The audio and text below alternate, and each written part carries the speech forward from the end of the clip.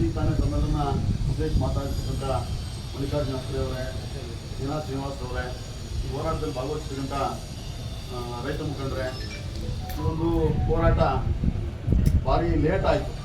6ನೇ ವರ್ಷಕ್ಕೆ ಬಹುತೇಕ ರಾಜ್ಯದಲ್ಲಿ ಎಲ್ಲೂ ಕೂಡ ಈ ರೀತಿಯ ಒಂದು ಹೋರಾಟ ನಡೆಯಲಿಲ್ಲ. ಸಾಗರದಲ್ಲಿ ಮೊದಲು ಅಂತ ನಾನು ಭಾವಿಸ್ತೇನೆ. ಆ ಕಾರಣಕ್ಕಾಗಿ ಹೋರಾಟಕ್ಕೆ ಕರೆ ಕೊಟ್ಟಿರ್ತಕ್ಕಂಥ ಏನು ತಾಲೂಕು ಗ್ರಾಮ ಪಂಚಾಯತ್ ಸದಸ್ಯರ ಒಕ್ಕೂಟಕ್ಕೆ ವಿಶೇಷವಾದ ಅಭಿನಂದನೆ ಸಲ್ಲಿಸ್ತೇನೆ. ಇಡೀ ರಾಜ್ಯದ ಏನು ಅಧಿಕಾರ ಇಲ್ಲದೆ ಪಟ್ಟಣ ಪಂಚಾಯತಿ, ಪುರಸಭೆ, ಆಮೇಲೆ ನಗರಸಭೆ, ಆಮೇಲೆ ಗ್ರಾಮ ಪಂಚಾಯತಿ, ತಾಲೂಕ್ ಪಂಚಾಯತಿ, ಜಿಲ್ಲಾ ಪಂಚಾಯತಿ, ಒಟ್ಟಾರೆಯಾಗಿ ಇಲ್ಲಿ ಸಾಗರದ್ದು, ಇಲ್ಲಿ ಕಾರ್ಗಲ್ದು ಅಥವಾ ಪಕ್ಕದ ಶಿವಮೊಗ್ಗದ್ದು ಅನ್ನೋ ಪ್ರಶ್ನೆ ಇಲ್ಲ. ಏನವ್ರೆ, ಒಟ್ಟಾರೆಯಾಗಿ ಇಡೀ ರಾಜ್ಯದಲ್ಲಿ ಎಲ್ಲ ಸ್ಥಳೀಯ ಸಂಸ್ಥೆಗಳನ್ನ ಚುನಾವಣೆ ಮಾಡ್ದೇನೆ ಎಲ್ಲ ಸ್ಥಳೀಯ ಸಂಸ್ಥೆಗಳ 2ನೇ ದರ್ಜೆ ನಾಯಕತ್ವಗಳು ಏನು ಬೆಳಿಬೇಕು ಅವ್ರೆಲ್ಲರನ್ನ ಕತ್ತಿರಿಚಿ ಸಾಧಿಸ್ತಕ್ಕಂಥ ಪ್ರಜಾಪ್ರಭುತ್ವದ ಕಗ್ಗೊಲೆ ಇದು. ಪ್ರಜಾಪ್ರಭುತ್ವಕ್ಕೆ ವಿರುದ್ಧ, ಸಂವಿಧಾನಕ್ಕೆ ವಿರುದ್ಧ. ಮೀಸಲಾತಿ ಒಬ್ಬ SC ಇರ್ಬೋದು, ST ಇರ್ಬೋದು, ಇವತ್ತು ಊರಲ್ಲಿ ಕೆಲವೇ ಸಂಖ್ಯೆ ಇರ್ತಕ್ಕಂಥ ಒಂದೇ ಕುಟುಂಬ ಇರ್ತಕ್ಕಂಥವ್ರಿಗೆ ಆಯ್ಕೆಯಾಗಿ ಒಬ್ಬ ಗ್ರಾಮ ಪಂಚಾಯತ್ ಸದಸ್ಯನಾಗಿ, ಒಬ್ಬ ಜಿಲ್ಲಾ ಪಂಚಾಯತಿ ಸದಸ್ಯನಾಗಿ ಈ ರೀತಿ ಸ್ಥಳೀಯ ಸಂಸ್ಥೆಗೆ ಆಯ್ಕೆಯಾಗಿ ಬರ್ತಕ್ಕಂಥ ಅಧಿಕಾರ ಕೊಟ್ಟಿರೋದು ಯಾವುದು? ರಗಣ. ನಮಗೆ ಸಂವಿಧಾನ ಕೊಟ್ಟಿರ್ತಕ್ಕಂಥ ಅಧಿಕಾರ, ಪ್ರಜಾಪ್ರಭುತ್ವ ಕೊಟ್ಟಿರ್ತಕ್ಕಂಥ ಅಧಿಕಾರ.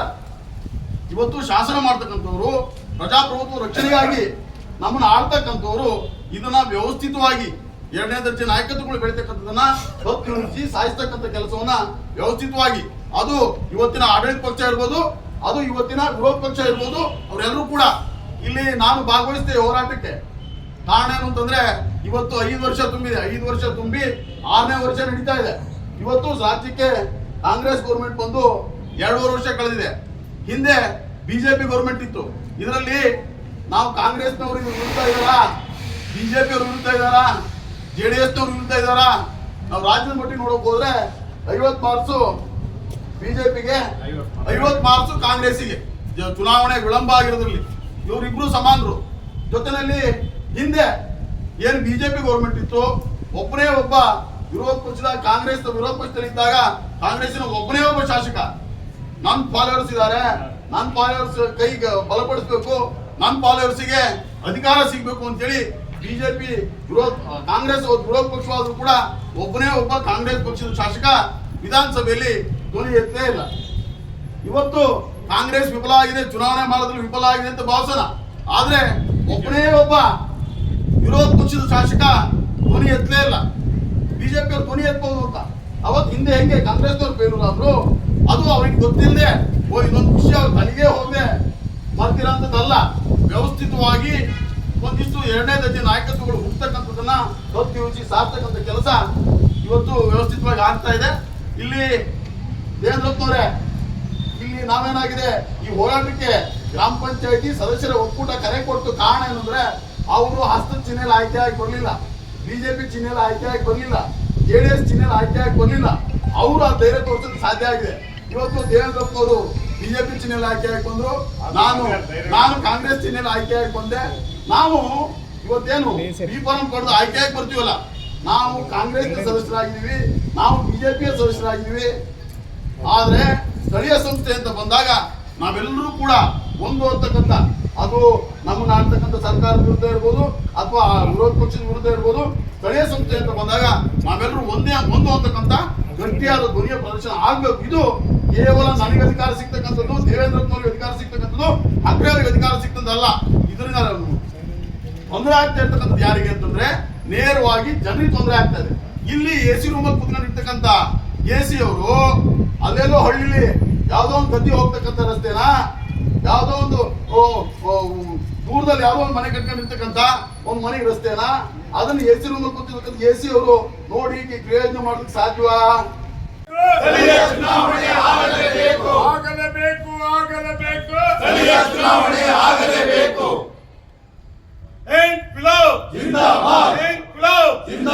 ಬೇಕೇ ಬೇಕು, ನ್ಯಾಯ ಬೇಕು, ಬೇಕೇ ಬೇಕು, ನ್ಯಾಯ ಬೇಕು, ಆಗಲೇಬೇಕು, ಸ್ಥಳೀಯ ಚುನಾವಣೆ ಆಗಲೇಬೇಕು, ಸ್ಥಳೀಯ ಚುನಾವಣೆ ಆಗಲೇಬೇಕು. ಸ್ಥಳೀಯ ಚುನಾವಣೆ ಮಾಡದಿರುವ ಸರ್ಕಾರಗಳಿಗೆ ಧಿಕ್ಕಾರ, ಸ್ಥಳೀಯ ಚುನಾವಣೆ ಮಾಡದಿರುವ ಸರ್ಕಾರಗಳಿಗೆ ಧಿಕ್ಕಾರ, ಸ್ಥಳೀಯ ಚುನಾವಣೆ ಮಾಡದಿರುವ ಸರ್ಕಾರಗಳಿಗೆ ಧಿಕ್ಕಾರ. ಜಿಂದಾಬಾದ್.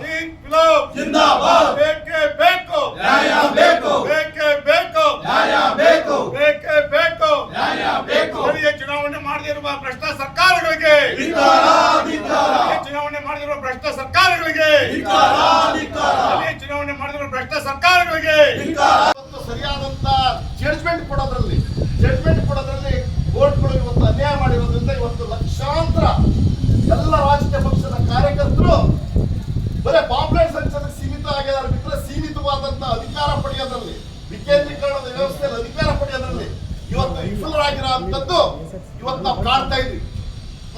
ವಿಧಾನಸಭೆ ನಡೀತಿದೆ, ಒಬ್ಬ ಶಾಸಕರು ಇದ್ರ ಬಗ್ಗೆ ಧ್ವನಿ ಎತ್ತುವುದಿಲ್ಲ, ಇಲ್ಲ ಚುನಾವಣೆ ಯಾಕೆ ಮಾಡೋದಿಲ್ಲ ಅಂತ ಸರ್ಕಾರಕ್ಕೆ ಪ್ರಶ್ನೆ ಮಾಡೋದಿಲ್ಲ. ಇಂಥ ಪರಿಸ್ಥಿತಿಯಲ್ಲಿ ನನಗೆ ಬಹಳ ಖುಷಿಯಾಗಿರೋದು, ಒಬ್ಬ ಆಡಳಿತ ಪಕ್ಷದ ಕಾರ್ಯಕರ್ತರಾಗಿ ಅಶೋಕ್ ಪರ್ಕಳ್ಳಿ ಅವರು ಇಲ್ಲಿ ಆಗಮಿಸಿದ್ದಾರೆ. ಅವ್ರಿಗೆ ವಿಶೇಷ ಅಭಿನಂದನೆ ಸಲ್ಲಿಸ್ತೀನಿ. ಪಂಚಾಯತಿಗಳು ಮತ್ತು ನಗರಸಭೆ ಹೀಗೆ ಎಲ್ಲ ನಮ್ಮ ಸ್ಥಳೀಯ ಚುನಾವಣೆ ನಡೀತಕ್ಕಂಥ ಏನು ಸಂಸ್ಥೆಗಳಿದ್ದಾವೆ ಅದಕ್ಕೆ ಈ ರಾಜಕಾರಣಿಗಳು ಮೂರು ಪಕ್ಷದವರು ಕೂಡ ಅವರು ದ್ರೋಹ ಮಾಡಿದ್ದಾರೆ ಅಂತಕ್ಕಂಥ ಮಾತನ್ನ ಸಂದರ್ಭ ಹೇಳಲಿಕ್ಕೆ ನಾನು ಇಷ್ಟಪಡ್ತೇನೆ. ಸ್ನೇಹಿತರೆ, ಸಾಮಾಜಿಕ ನ್ಯಾಯ ಅಂತ ಹೇಳ್ತಾರೆ. ಎಲ್ಲಿದೆ ಸಾಮಾಜಿಕ ನ್ಯಾಯ ಕೊಡ್ಬೇಕಲ್ಲ, ಎಲ್ಲರೂ ಮೂರು ಪಾರ್ಟಿಯವರು ಕೊಡ್ಬೇಕಿತ್ತಲ್ಲ ಅಲ್ವಾ, ಜನರಿಗೆ ಕೊಡ್ಬೇಕಿತ್ತಲ್ಲ. ಸ್ಥಳೀಯ ಸಂಸ್ಥೆಗಳನ್ನ ಮಾಡುವ ಮುಖಾಂತರ ಸಾಮಾಜಿಕ ನ್ಯಾಯವನ್ನ ಕೊಡ್ಬೇಕಾಗಿತ್ತು. ಹೇಳ್ತಾರೆ ಸಾಮಾಜಿಕ ನ್ಯಾಯದ ಬಗ್ಗೆ ಮಾತಾಡ್ತಾರೆ, ಸಂವಿಧಾನದ ಬಗ್ಗೆ ಮಾತಾಡ್ತಾರೆ, ಪ್ರಜಾಪ್ರಭುತ್ವ ಬಗ್ಗೆ, ವ್ಯವಸ್ಥೆಯ ಬಗ್ಗೆ ಮಾತಾಡ್ತಾರೆ. ಎಲ್ಲಿ ಹೋದ್ರು ಇವರು? ಮೂರು ಪಾರ್ಟಿಯವರು ಮಾತಾಡ್ತಕ್ಕಂಥವ್ರು ಎಲ್ಲಿ ಹೋದ್ರು? ಯಾಕೆ ಸಾಮಾಜಿಕ ನ್ಯಾಯವನ್ನು ಕೊಟ್ಟಿಲ್ಲ? ಜನರಿಗೆ ಅನ್ಯಾಯ ಮಾಡಿದ್ದಾರೆ. ಆದ್ರಿಂದ ಮೂರು ಪಾರ್ಟಿಯವರು ಹೇಳ್ತಾ ಇದ್ದಾರೆ, ನಿಮಗೆ ಮಾನ ಮರ್ಯಾದೆ ಏನಾದ್ರು ಇದ್ರೆ ಇವು ಎಲ್ಲಾ ಶಾಸಕರುಗಳು 224 ಶಾಸಕರು ಹಾಗೆ ಏನು ಎಂಪಿಗಳು ತಾವು ಇದ್ದೀರಿ, ತಾವು ಕೂಡಲೇ ಈಗ ನಮ್ಮ ಸ್ಥಳೀಯ ಚುನಾವಣೆಗಳನ್ನ ಮಾಡಲಿಕ್ಕೆ ತಾವೆಲ್ಲರೂ ಕೂಡ ಬೆಂಬಲವನ್ನ ಸೂಚಿಸಬೇಕು ಅಂತಕ್ಕಂಥದ್ದನ್ನ ನಾವು ಇವತ್ತು ಸಾಗರ ತಾಲೂಕಿನಿಂದ ನಮ್ಮೆಲ್ಲ ಹೋರಾಟಗಾರರು, ಗ್ರಾಮ ಪಂಚಾಯಿತಿಯ ಒಕ್ಕೂಟ ಮತ್ತು ರೈತ ಸಂಘ ಮತ್ತು ಏನು ನಮ್ಮ ಎಲ್ಲ ಸ್ನೇಹಿತರಿದ್ದಾರೆ ಇವತ್ತು ಒತ್ತಾಯವನ್ನ ಮಾಡ್ತಾ ಇದ್ದೇವೆ. ಮುಂದೂಡಕ್ಕೆ ಕೊಡಲ್ದಂಗೆ ಸ್ಥಳೀಯ 2ನೇ ದರ್ಜೆ ಮುಖಂಡರನ್ನ ದಯಮಾಡಿ ಚುನಾವಣೆ ಪ್ರೊಸೆಸ್ಸಿಗೆ ತರಬೇಕು ಅನ್ನೋದಕ್ಕೆ ನಾವು ಸರ್ಕಾರಕ್ಕೆ ಮುಂದೆ ನಮ್ಮ ರೈತ ಸಂಘನು ಒತ್ತಡ ತರ್ತಿದ್ದೆ ಅಂತೇಳಿ ಇಷ್ಟು ಹೇಳಿ ನನ್ನ ಮಾತುಗಳನ್ನ ಮುಗಿಸ್ತೀನಿ. ಜೈ ಹಿಂದ್, ಜೈ ಕರ್ನಾಟಕ. ಸ್ಥಳೀಯ ಸಂಸ್ಥೆಗಳ ಚುನಾವಣೆಗಳು ಬೇಕಾಗಿಲ್ಲ. ಅವರು ವಿಧಾನಸಭೆ ವಿಧಾನ ಪರಿಷತ್ ಬೇಕಾಗಿಲ್ಲ. ಸಂವಿಧಾನದ ಬಗ್ಗೆ ಮಾತಾಡ್ತಕ್ಕಂಥದ್ದು, ವಿಕೇಂದ್ರೀಕರಣದ ಬಗ್ಗೆ ಮಾತನಾಡ್ತಕ್ಕಂಥದ್ದು ಕೇವಲ ಬಾಯಿ ಮಾತಿನ ವರ್ಷ ಬಿಟ್ಟರೆ ಬೇರೆ ಏನನ್ನೂ ಕೂಡ ಇವು ಯಾರಿಗೂ ಕೂಡ ವಿಕೇಂದ್ರೀಕರಣ ಬೇಕಾಗಿಲ್ಲ. ಆದ ಕಾರಣದಿಂದ ಕಳೆದ 5 ವರ್ಷಗಳಿಂದ ಸ್ಥಳೀಯ ಸಂಸ್ಥೆಗಳ ಚುನಾವಣೆಗಳು ನಡೀತಾ ಇಲ್ಲ. ಇದರ ಜೊತೆಯಲ್ಲಿ ಇವತ್ತು ಈ ರಾಜ್ಯದಲ್ಲಿ ನಾವು ಗಮನಿಸ್ತಾ ಇದ್ರೆ ಹಲವಾರು ಶಾಸಕರುಗಳು ಅವರು ವಿಧಾನಸಭೆ ಸದಸ್ಯರಾಗಿದ್ದರೂ ಕೂಡ ಸಹಕಾರಿ ಚುನಾವಣೆಗಳಲ್ಲಿ ನಿಲ್ಲೋದು, ಈ ರೀತಿಯಾದ ಕೆಲಸಗಳನ್ನು ಮಾಡ್ತಾರೆ. ಅಂದ್ರೆ ಅವರಿಗೆ ಅಧಿಕಾರ ಎಷ್ಟಿದ್ರೂ ಸಾಲ್ತಾ ಇಲ್ಲ. ಹಾಗಾಗಿ 2-3 ಅಧಿಕಾರಿಗಳನ್ನ ಹಿಡಿತಕ್ಕಂಥದ್ದು. ಮೊನ್ನೆ ಯಾವುದೋ ಒಬ್ಬ ಶಾಸಕರ ಬೆಂಬಲಿಗರು ಮಾತಾಡ್ತಾ ಇದ್ರು, ಯಾಕೋ ಈ ಸ್ಥಳೀಯ ಸಂಸ್ಥೆಗಳ ಚುನಾವಣೆ ಮಾಡಬೇಕಿದ್ರೆ ಕೆಲವು ತಿದ್ದುಪಡಿ ಮಾಡ್ತಾರಂತೆ ಅಂತ. ಏನ್ ತಿದ್ದುಪಡಿ ಮಾಡ್ತಾರಂತೆ ಅಂತ ಕೇಳಿದೆ ನಾವು. ಯಾಗಿದ್ರು ಶಾಸಕರುಗಳು ಸಹಕಾರಿ ಸಂಸ್ಥೆಗಳ ಚುನಾವಣೆಯನ್ನು ನಿಲ್ಬೋದು, ನೆಕ್ಸ್ಟ್ ಸ್ಥಳೀಯ ಸಂಸ್ಥೆಗಳ ಚುನಾವಣೆಯನ್ನು ನಿಂತು ಶಾಸಕ ಸ್ಥಾನಗಳ ಜೊತೆಗೆ ಸ್ಥಳೀಯ ಸಂಸ್ಥೆ ಸದಸ್ಯರುಗಳು ಕೂಡ ಈ ಶಾಸಕರಾಗಿ ಮುಂದುವರಿಬಹುದು ಅನ್ನೋ ರೀತಿಯಲ್ಲಿ ಈ ಸ್ಥಳೀಯ ಸಂಸ್ಥೆಗಳ ಕಾಯ್ದೆಯನ್ನು ತಿದ್ದುಪಡಿ ಮಾಡಕ್ ಹೊಂಟಿದ್ದಾರೆ. ಅದನ್ನು ಮಾಡಿ ಆಮೇಲೆ ಚುನಾವಣೆ ಮಾಡ್ತಾರೆ ಅಂದ್ರೆ ಹಾಸ್ಯವಾಗಿದೆ. ಅಂದ್ರೆ ಈ ಶಾಸಕರುಗಳಿಗೆ ಸ್ಥಳೀಯ ಸಂಸ್ಥೆಯಲ್ಲಿ ಬರ್ತಕ್ಕಂಥ ಹಣಕಾಸು, ಸ್ಥಳೀಯ ಸಂಸ್ಥೆಗಳ ಆಡಳಿತ ವ್ಯವಸ್ಥೆಯಲ್ಲಿ ಇರ್ತಕ್ಕಂಥ ಅವರ ಒಂದು ಹಕ್ಕನ್ನ ಬಳಸಿಕೊಳ್ಳೋದಕ್ಕೆ ಅವಕಾಶ ಮಾಡಿಕೊಟ್ಟಿರ್ತಕ್ಕಂಥ ವ್ಯವಸ್ಥೆ ಈ ಚುನಾವಣೆ ಆಗದೆ ಇರೋದು. ಇವ್ರು ಹೇಗೆ ಕಾಲಕ್ಕೆ ನಡೀತದೆ ಅದೇ ತರ ನಡೀಬೇಕು. ಒಂದು ದಿನನೂ ಆಡಳಿತಾಧಿಕಾರಿಗಳು ಹಾಕಬಾರ್ದು ಅಂತ ಸಂವಿಧಾನದಲ್ಲಿ ಹೇಳಿದೆ.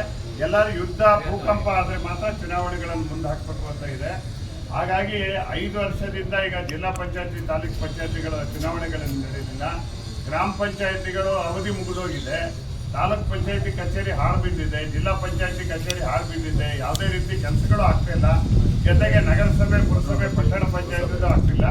ತಕ್ಷಣವೇ ಸಂವಿಧಾನ ವಿರೋಧಿಯಾಗಿರ್ತಕ್ಕಂಥ ಈ ನಡವಳಿಕೆಯನ್ನ ನಾವು ಅತ್ಯಂತ ಗಂಭೀರವಾಗಿ ಖಂಡಿಸ್ತೀವಿ. ತಕ್ಷಣವೇ ಚುನಾವಣೆ ನಡೆಸಲಿಕ್ಕೆ ರಾಜ್ಯ ಸರ್ಕಾರಕ್ಕೆ ಶಿಫಾರಸು